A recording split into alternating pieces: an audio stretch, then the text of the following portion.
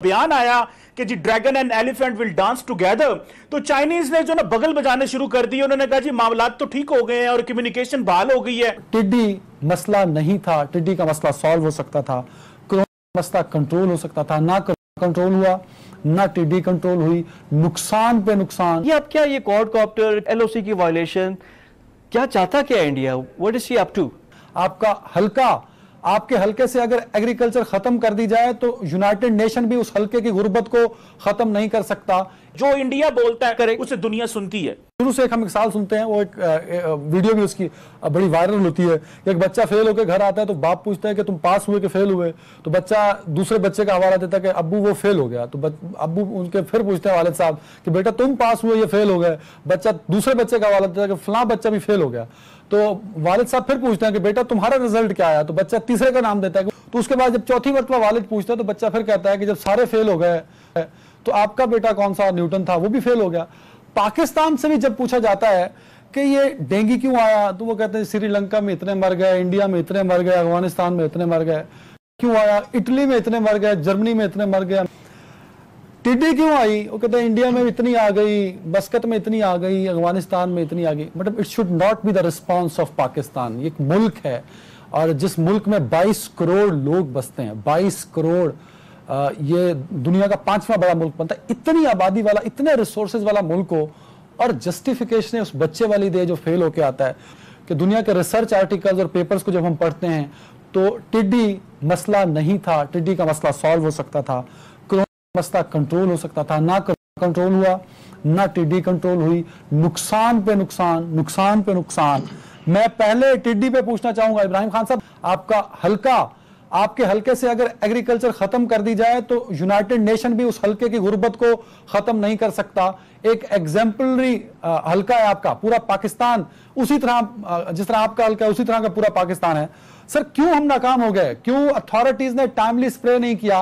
और आपके कोलीग वुजरा जिसमें फखर इमाम साहब हैं, वो तो बैठ के कह रहे हैं कि जून में एक और गोल आएगा, जुलाई में इससे ज्यादा आएगा। मतलब आप किसान को ये कह रहे हैं कि तुम्हारे आमों के बाग तबाह, तुम्हारी चावल की पनीरी तबाह, तुम्हारे लगाए गए कपास के पौधे तबाह। ओ भाई, इस तरह तो पूरे मुल्क की इकोनॉमी बैठ जाएगी जो कि इस पर बेस करती है। सर साहब, कोरोना आ जाए, कोई और मसला आ जाए, हमारा एक पेरेनियल यानी हमेशा रहने वाला एक मसला है वो इंडिया के साथ ही है।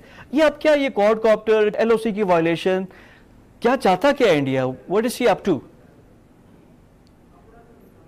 देखिए, मैं समझता ये हूं कि ये हमारी सॉवरेनिटी की वायलेशन है। इसको ये नहीं समझना चाहिए कि ये एक एलओसी का इशू है और छोटा मोटा चीजें चलती रहती हैं। देखिए, जब से इंडिया ने ऑक्युपाइड कश्मीर स्टेटस बदला है, मेरा ख्याल है पाकिस्तान को थोड़ी एग्रेसिव अप्रोच लेनी चाहिए। अगर उन्होंने इसका स्टेटस बदला है और उसको उन्होंने वो कह रहे हैं कि ये अब वो उसका जो एक स्पेसिफिक स्टेटस होता था आर्टिकल 370 और 35A के बाद जो स्पेशल स्टेटस मिला था वो नहीं रहा, तो फिर अगर इधर से इंकर्जन वहां से आती है तो फिर हमें फैसला करना है कि हमने एक तो लीगल एवेन्यूज तलाश करने हैं पाकिस्तान ने कि हमें जो हमारा आजाद कश्मीर उसको क्या लीगैलिटी देनी है। दूसरा, इस तरह की जो इंकर्जन आती हैं वो कॉपकॉटर हो, इसको छोटी चीज नहीं लेना चाहिए क्योंकि सारा टाइम ये सर्वेलेंस के लिए आते हैं। लेकिन मैंने देखा नहीं है कि पाकिस्तान की तरफ से इसको किसी फोरम पे उठाया गया हो, ना डिस्कस किया गया हो। इसी वजह से मेरा ख्याल है वो कॉपकॉप्टर बहुत ज्यादा उड़ते होंगे, पता नहीं कितने उड़ते हैं और काम कर रही है। पूरा उन्होंने पाकिस्तान सेंट्रिक किया हुआ है, लेकिन जो चीन के साथ अब भारतीय मीडिया जो कि पाकिस्तान के मामले में कितना बोलता है,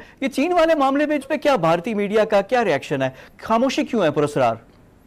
ये आपने बड़ा पर्टिनेंट सवाल किया है। ये बड़ा पर्टिनेंट सवाल है क्योंकि जैसे ही मामलात लाइन ऑफ एक्चुअल कंट्रोल पे खराब हुए तो चाइनीज ये समझ रहे थे कि जिस तरह इंडियन मीडिया पाकिस्तान के खिलाफ उठ खड़ा होता है और एक छोटी सी चीज के ऊपर भी वो सारे अब मीडिया पाकिस्तान पे चढ़ दौड़ता है, तो चीनी मीडिया ये समझ रहा था कि ये वैसे ही हमारे साथ करेंगे।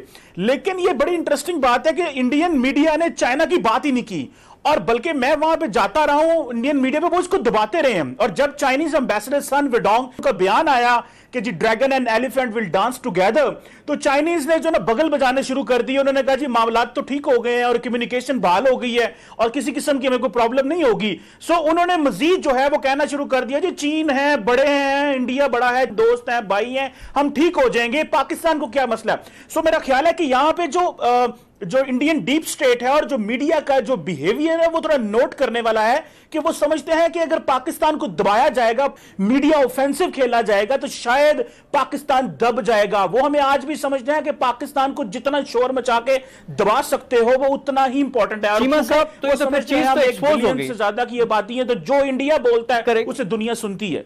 जो जनरल बिपिन रावत हैं, जो इस वक्त चीफ ऑफ डिफेंस स्टाफ है, वो चीफ ऑफ आर्मी स्टाफ हुआ करते थे। ये एक क्लासिक एग्जांपल है, कॉन्स्टिट्यूशन में ये पोस्ट क्रिएट की और वो सियासत में भी इसी तरह लेकर आए ना, और अपना फिर फायदा उठाया। आप सीडीएस अपना बन गए, तो बिपिन रावत, अजीत डोभाल, ये तो कहीं गलत डिस्ट्रक्शन की तरफ लेकर जा रहे हैं इंडिया को।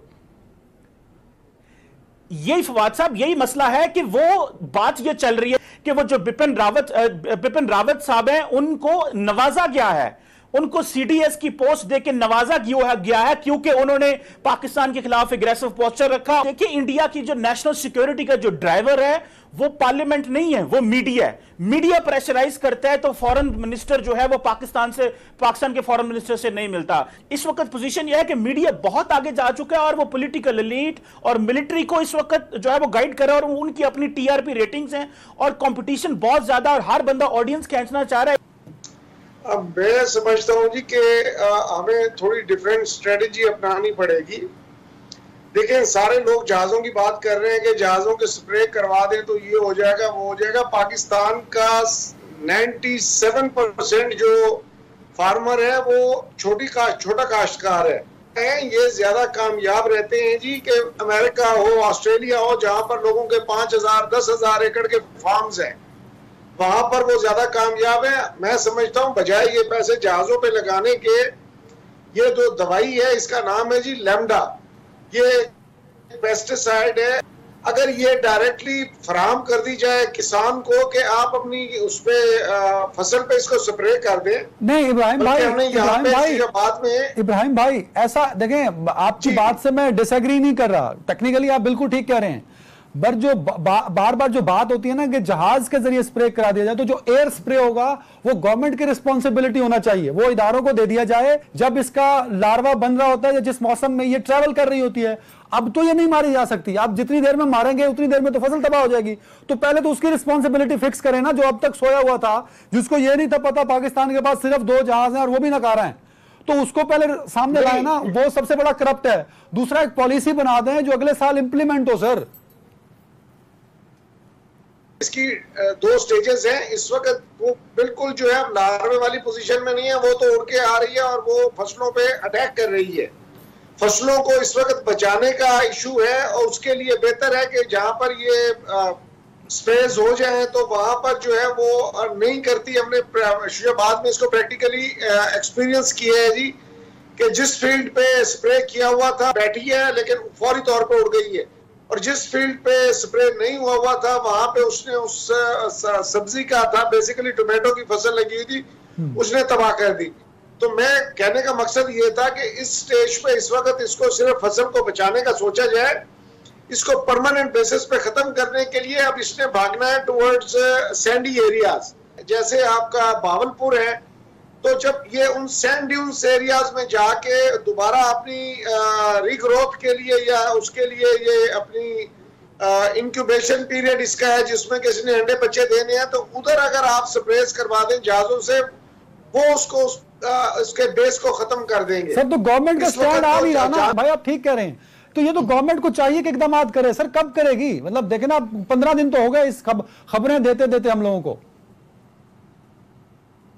जी, गवर्नमेंट इसमें कोशिश पूरी कर रही है जी कि जहां तक यूनियन काउंसिल के लेवल तक का इशू है, वहां पर ज़राअत का हमला जो है वो फौरी तौर पे वहां पे पहुंच के और इसके हमले को जितना जो है उसका इम्पैक्ट कम किया जा सके वो हो रहा है। लेकिन वाकई आपकी बात ये दुरुस्त है कि इसको जब तक हम सीरियसली टेकअप करके इसका पीछा करके इसको बिल्कुल सही है। आमिर भाई रिस्पॉन्स, आपका रिस्पॉन्स, टिड्डी का मसला सिंध ने 3 साल पहले उठाया था।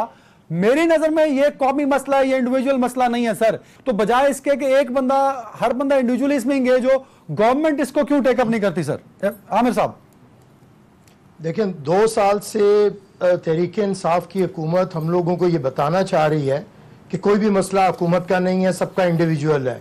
वो टिड्डी दल का हमला हो, वो कोरोना हो, वो कहते हैं आप मार्केटों में जाएं, खुद अपने आप को बचाते फिरें, बीमारी से आप खुद को बचाएं, फसलों के लिए अगर टिड्डी दल आ रहा है तो आप बचाएं। जहाज का भी मशवरा दे दे कि जो अमीर काश्तकार हैं, जहांगीर तरीन जैसे या दूसरे, तो वो तो जहाज इस्तेमाल कर लें, और गरीब जाएं बाढ़ में, जैसे इन्होंने कहा कि मजदूर बाहर निकलें ना निकलें, भाई हम तो आपको 12,000 रुपया महीना स्टेट नहीं दे सकती है, आप जाएं बाहर बाजारों में निकलें और बीमारियां लगाते फिरें।